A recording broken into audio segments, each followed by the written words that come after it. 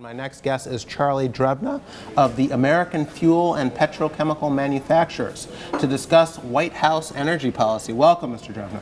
Thank you. Thanks for having me.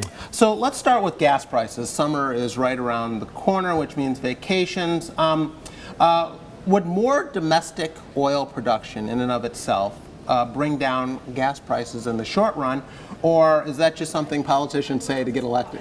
Well, the short run is not going to add supply tomorrow, next week, or the week after.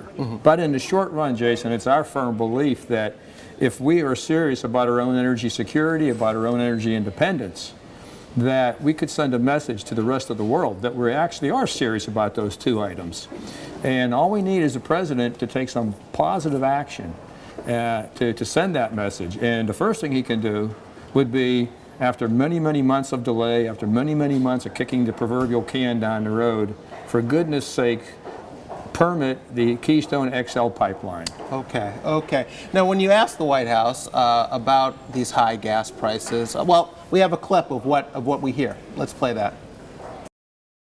We can't afford a situation where speculators artificially manipulate markets by buying up oil, creating the perception of a shortage, and driving prices higher, only to flip the oil for a quick profit. So who's responsible for these high gas prices? The president, as you just heard, blames speculators. Is that who we should be pointing to? Well, the speculators keep liquidity in the market. The president didn't mention for every time the price goes up and somebody makes a dollar, when they're going down, as we're seeing right now, I don't see any cry about speculators on that end of the spectrum. Let's stop, trying to get political answers to scientific and technology and energy issues, and that's the problem that I've seen with this administration and others. Let's stop trying to fool the American people. Let's be honest with the American people by saying we're not energy poor, we're energy rich. We can control our own destiny.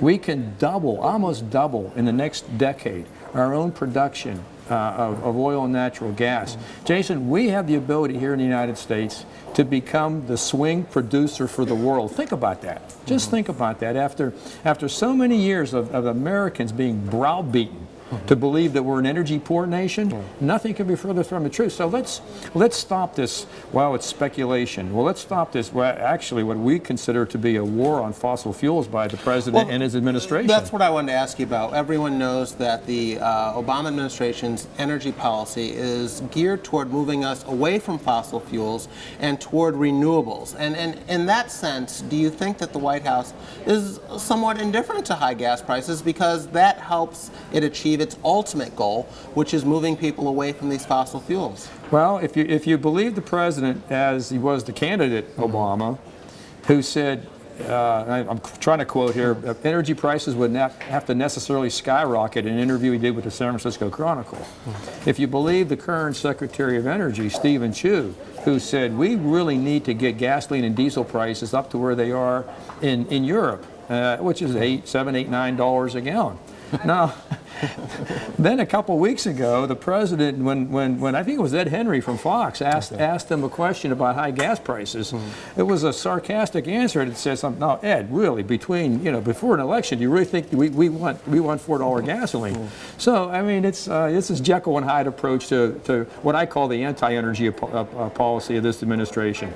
Okay. Jason, it's nice to think about alternatives. But until those alternatives, whatever they are as abundant, efficient, reliable as fossil fuels that the rest of the world is going to continue to use, it's a pipe dream.